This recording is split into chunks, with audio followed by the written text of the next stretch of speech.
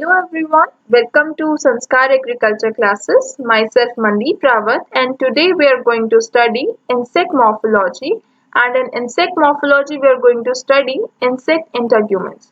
So without wasting any time, let's get started. So insect integument is basically the insect body wall. ये insect की body wall होती है और इसको हम exoskeleton भी बोलते हैं. Exo means outer and skeleton means covering. तो ये क्या होती है? बॉडी की एक्सटर्नल कवरिंग होती है. ओके तो ये क्या होती है? रिजिड होती है, फ्लेक्सिबल होती है, लाइटर होती है, स्ट्रॉन्गर होती है और अलग अलग इंसेक्ट के हिसाब से ये थोड़ी बहुत मॉडिफाइड होती है. इसके जो फर्दर 3 लेयर्स होती हैं इसमें क्यूटिकल जो कि अपर लेयर होती है, एपिडर्मिस और हाइपोडर्मिस जो कि मिडल लेयर होती है and then last basement membrane जो आपकी सबसे इनर और सबसे अंदर वाली लेयर होती है. टॉकिंग अबाउट क्यूटिकल, ये क्या होता है? आपका आउटर मोस्ट थिक लेयर होती है और ये किसके थ्रू सिक्रेटेड होती है? एपिडर्मिस के थ्रू सिक्रेटेड होती है. ये नॉन सेलुलर लेयर होती है और 2 रीजन में डिवाइडेड होती है, एपिक्यूटिकल और प्रोक्यूटिकल. एपिक्यूटिकल जो होता है आपका अपर लेयर होती है और प्रोक्यूटिकल लोअर लेयर होती है और इनर लेयर होती है. यहाँ पे आपको ये डायग्राम दिखेगा क्यूटिकल का, जहाँ पे आपको ये दिखेगा, ये है आपका एपिक्यूटिकल, आपका क्यूटिकल, बेसमेंट मेम्ब्रेन. ये 3 मेम्ब्रेन्स हो गई आपकी and then epidermis, endocuticle, okay and exocuticle. आपका ये हो गए पोर कैनाल्स जो कि आपके इन दोनों के बीच में है. इसके बारे में हम अभी थोड़ी देर में पढ़ेंगे. एंड देन ये ओपनिंग डक्ट हो गई आपकी, ये डर्मल ग्लैंड्स हो गए, ये आपका ट्राइगोन सेल हो गए, आपका ये हो गया seta. Seta is just like hair projection. Hair like projection होता है आपका जो कि आपको इंसेक्ट में मिलता है. ओके टॉकिंग अबाउट एपिक्यूटिकल, जो आपका एपिक्यूटिकल होता है जो कि यहाँ पर है.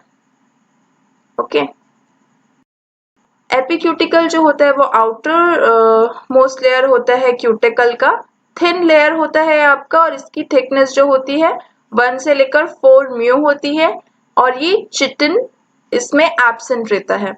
तो चिटिन क्या होता है वो हम अभी थोड़ी देर में पढ़ेंगे. ओके तो ये फर्दर इसमें 4 लेयर्स होती हैं आपका, cement layer, wax layer, polyphenol layer and cuticulin layer.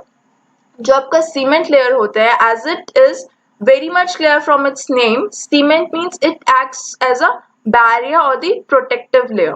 ये आपका लिपोप्रोटीन से बना होता है और इसका मेन वर्क होता है टू प्रोटेक्शन इसका मेन वर्क होता है.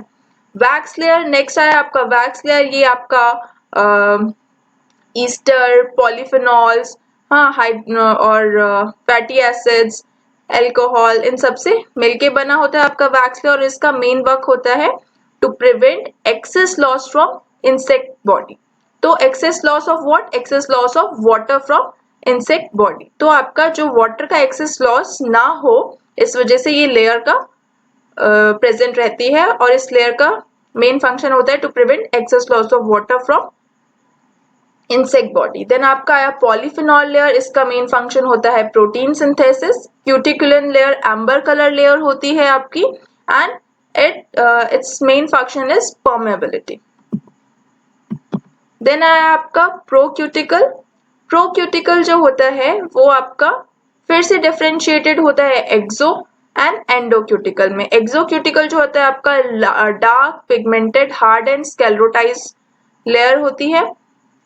इसमें यहाँ स्क्लेरोटाइज का मतलब is itself hard and tanned layer.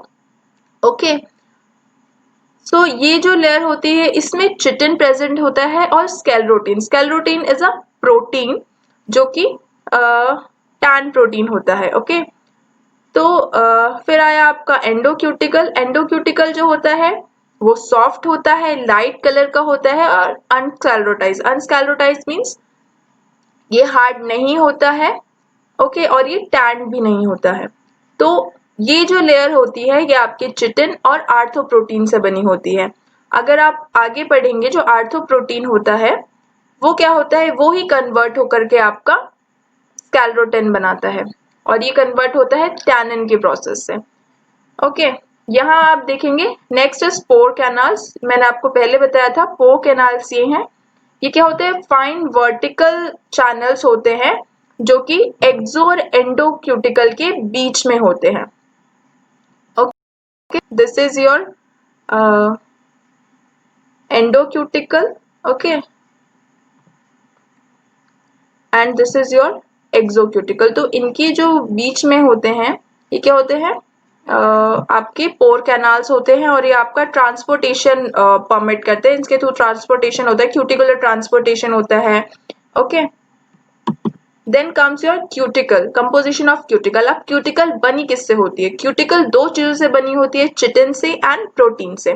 Chitin आपका नाइट्रोजनस पॉलीसैकेराइड्स होता है जो कि वाटर इनसोल्यूबल होता है, लेकिन it is soluble in dilute acids, alkalis and organic solvents.